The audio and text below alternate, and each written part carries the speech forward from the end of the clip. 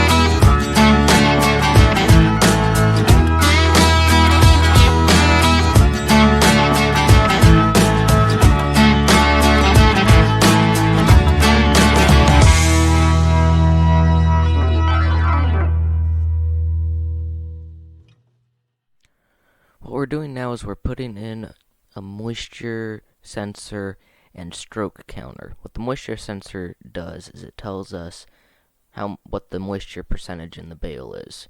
So it'll say if it's 10, 15, 25%, and then from that we can decide we need to wait for more dew to get a better bale, or we need to stop because it'll mold. And the stroke counter tells us how many flakes are in each bale, or in that bale. And so we want it between the 15 to 18 range to get the most productivity out of this Massey Ferguson Heston 1840 inline baler.